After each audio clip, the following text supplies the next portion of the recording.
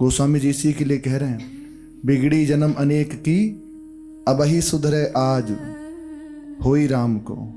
फिर आगे कह रहे हैं नाम जप। तो यही ये बात है कि बिगड़ी जन्म अनेक की अब ही सुधरे आज।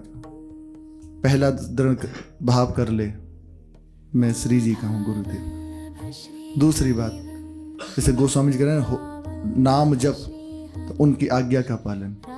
अब वो जो आज्ञा दें, एकांत में रह के भजन करो, तो बस उनकी आज्ञा ही हमारे लिए सर्वोपरि है।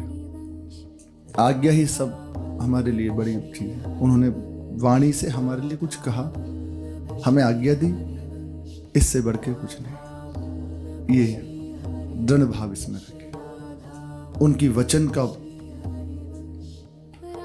हृदय में विशेष आदर रखें। कहीं और ढिलाई हो जाए तो चल जाएगा, उनकी बात में नहीं। घबराना चाहिए कि यार गुरु कुछ भी हो जाए, बस गुरुदेव की आज्ञा का उल्लंघन ना हो। हम उनके समीप पहुंचने की वार्ता कर रहे हैं। आप इतना कर लीजिए, फिर इसके आगे एक और है तरीका। गुरुदेव की चरण पादुकाओं को विराजमान कर लो। बहुत समर्थ, गुरु जी से भी समर्थ, बहुत समर्थ बात कह रहे हैं। उनकी चरण पादुकाओं को विराजमान कर, जो चाहिए सो प्राप्त हो जाए। और इसी का प्रभाव आप देख लेना। नित्य उनकी सेवा करो। सेवा में भी ऐसा नहीं कोई आपको आरती पूजा करनी, प्रातःकाल होते ही बस उनके चरण जापे और दृढ़ भावना करे गुरु जी है, पादुकाओं की बात कह रहे हैं हमसे, बस उसके बाद उन पादुकाओं को उठा को मस्तक पे रखें और जो गुरु मंत्र मिला है उसका रटन करें। यहां ये जो ब्रह्मरंध्र है ना, जिस समय गुरु पादुका मस्तक पर रखी जाती है ब्रह्मरंध्र के ऊपर, और जब मंत्र का जब उपासक करता है गुरु मंत्र का, तो कुंडलिनी जो शक्ति है, जो कुंडलिनी विराजमान है, उसमें झटका लगता है। अपने जनों को पता नहीं रहता कि कैसे लग रहा है, लेकिन ये गुरु कृपा की इतनी चुंबकीय शक्ति उसको खींचती है।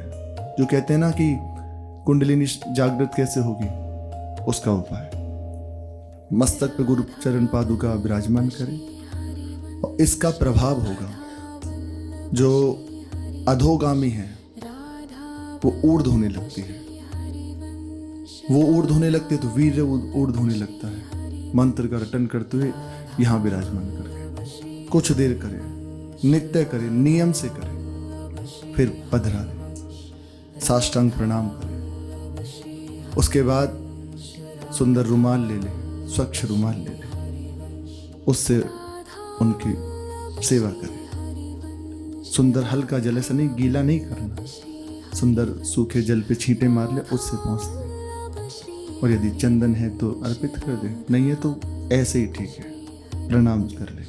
और उस जो चरणामृत जैसा बना है ना, जैसे आप करोगे तो उससे होगा, उसको बस पान कर ले नित्य।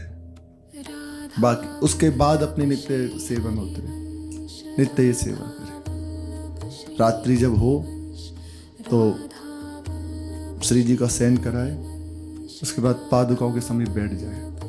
मंत्र का रटन करते हुए जैसे हम गुरुजनों की चरण सेवा करते हैं, ऐसे आप गुरु चरण उनकी पादुकाओं की सेवा कीजिए। थोड़ी देर बैठ गए, आप देखना क्या अनुभूति होती है। पक्की बात कह रहे हैं, ये सब गुप्त बातें होती हैं, सबके सब जन अधिकारी नहीं होते, पर भगवत कृपा है, अपने सब जन एक ही हैं, तो इसलिए इस प्रसंग में चर्चा हो जाती है। ऐसा करें और करिए, बहुत लाभ मिलेगा। गुरुदेव की पादुका के समीप बैठ के मंत्र का रटन करें। गौशाला में, तुलसी के घेरे के पास, यमुना जी के समीप, गंगा जी के समीप, देवालय में, आदि आदि स्थानों पर बैठ के कि अमुक जगह इतना लाभ, अमुक जगह इतना लाभ, अमुक जगह इतना लाभ। गुरुदेव की चरण पादुकाओं के समीप बैठ के जप करने से अनंत गुना लाभ होता है। संख्या नहीं, फल की बात हो रही, अनंत गुना फल हो जाता है। एक नाम अनंत के समान हो जाता है। अनंत के समय बहुत महिमाशाली गुरु पादुका है, हर समय उनका स्मरण रखें। तो आप स्वप्न में और जागृत में जैसे जैसे वृत्ति समाहित होने लगेगी, आप देखोगे मेरे गुरुदेव हर समय हमारे साथ हैं, आज्ञा कर रहे हैं प्रकट रूप में।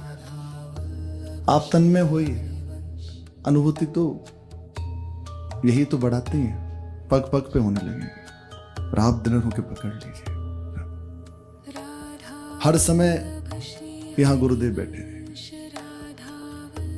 यदि उचित होगा तो प्रकट शरीर की सेवा भी मिल जाएगी। यदि वो उचित समझेंगे ना कि अब इसको सेवा में पक्का पादुका जी प्रदान कर देंगे, पक्का।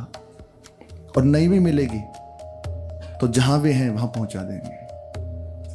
आचार्य शंकर